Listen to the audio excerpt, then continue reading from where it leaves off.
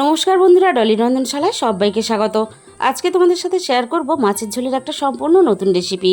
মাছের ঝোল হয়তো তোমরা অনেক রকমভাবে রান্না করে খেয়েছো, তবে আজকে আমি গাঁটি কচু দিয়ে মাছের ঝোলের রান্না শেয়ার করব। তোমরা যদি এইভাবে কখনো মাছের ঝোল রান্না করে না থাকো, তাহলে একবার হলেও বাড়িতে বানিয়ে দেখো।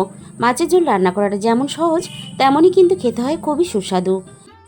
আর বন্ধুরা, রেসিপিটা কেউ কিন্তু স্কিপ করে দেখো না, তাহলে আমি শেষ পর্যন্ত কী কী রান্নাতে মশলা ব্যবহার করলাম সেটা কিন্তু মিস হয়ে যাবে। আমি মাছের মধ্যে স্বাদ মতো লবণ আর অল্প একটু হলুদের গুঁড়ো দিয়ে দিলাম।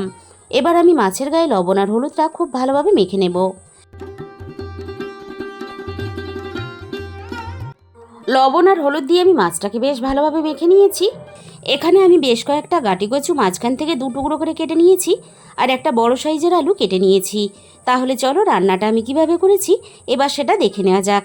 প্রথমে আমি রান্নার জন্য কড়াইয়ের মধ্যে প্রয়োজন মতো তেল দিয়ে দিলাম।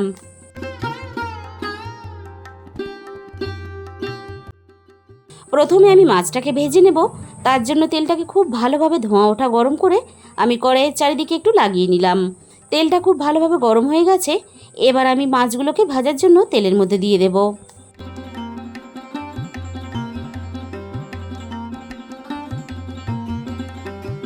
আর আমি কিন্তু সবগুলো মাছ একসাথে ভাজবো না, আমি মাছগুলো দুবারে ভেজে নেব।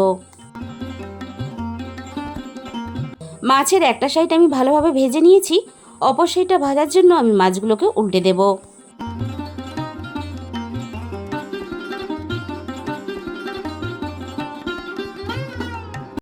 মাছের দুটো সাইডে আমি ঘুরিয়ে ফিরিয়ে দেখো বেশ লালচে করে ভেজে নিয়েছি। এবার আমি সমস্ত ভাজা মাছগুলো কড়াই থেকে নামিয়ে নেব।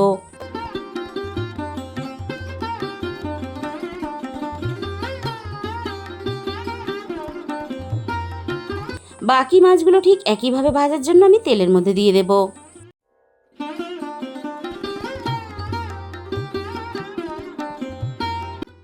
দ্বিতীয় ব্যাচের মাছগুলো ঠিক একইভাবে আমি ঘুরিয়ে ফিরিয়ে লালচে করে ভেজে নিয়েছি। এবার আমি সমস্ত ভাজা মাছগুলোকে কড়াই থেকে নামিয়ে নেব।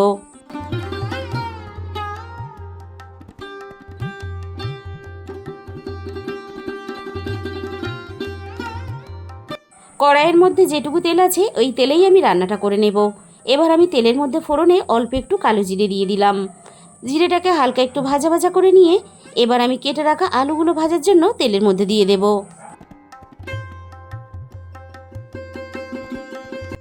এবার আমি আলুগুলো নাড়াচাড়া করে একটু ভেজে নেব।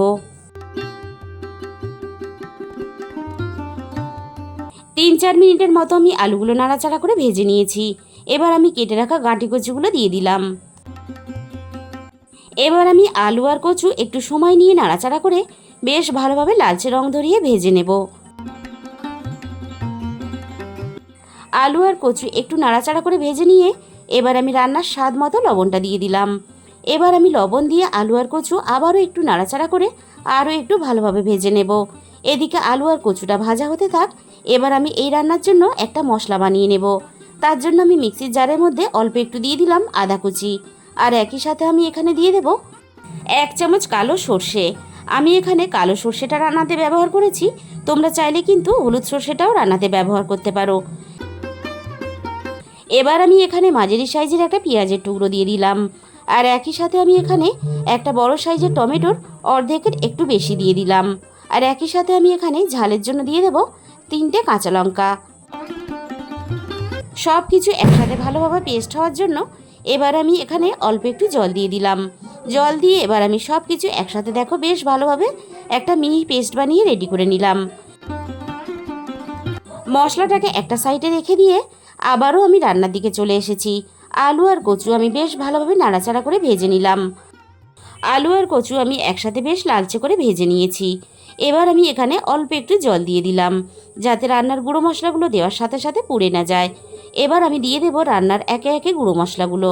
প্রথমে আমি রান্নার প্রয়োজন মতো হলুদের গুঁড়ো দিয়ে দিলাম, একই সাথে আমি ঝালের জন্য 1 চামচের মতো দিয়ে দিলাম লঙ্কার গুঁড়ো। এবার আমি এখানে 1/2 চামচ দিয়ে দিলাম ধনে গুঁড়ো, আর একই সাথে আমি দিয়ে দেব 1/2 চামচ জিরে গুঁড়ো। এবার আমি আলু আর কচু সমস্ত গুঁড়ো মশলার সাথে নাড়াচাড়া করে বেশ ভালোভাবে কষিয়ে নেব, মশলার থেকে সুন্দরভাবে তেল ছেড়ে আসা পর্যন্ত।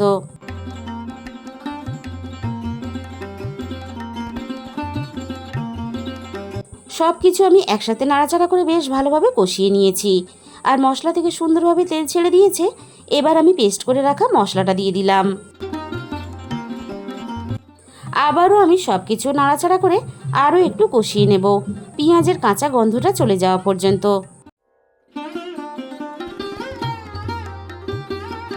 3-4 মিনিটের মতো নাড়াচাড়া করে আমি সব কিছু একসাথে ভালোভাবে আরও একটু কষিয়ে নিলাম। এবার আমি এখানে রান্নার প্রয়োজন মতো জল দিয়ে দেব। কচু আলু ভালোভাবে সিদ্ধ হওয়ার জন্য জলের পরিমাণটা আমি এখানে একটু বেশি ব্যবহার করলাম। এবার আমি সব কিছু একসাথে নাড়াচাড়া করে বেশ ভালোভাবে মিশিয়ে দেব। আর কচু আর আলু ভালোভাবে একসাথে সুসিদ্ধ হওয়ার জন্য আমি কড়াইটা একটু ঢাকা দিয়ে দেব।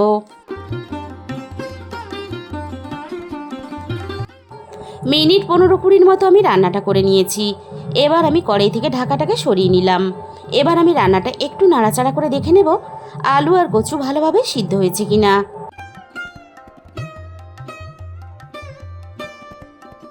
কচু বেশ ভালোভাবে সিদ্ধ হয়ে গেছে। এবার আমি দেখে নেব আলু ভালোভাবে সিদ্ধ হয়েছে কিনা। আলুও বেশ ভালোভাবে সিদ্ধ হয়ে গেছে। এবার আমি সমস্ত ভেজে রাখা মাছগুলো একে একে ঝোলের মধ্যে দিয়ে দেব।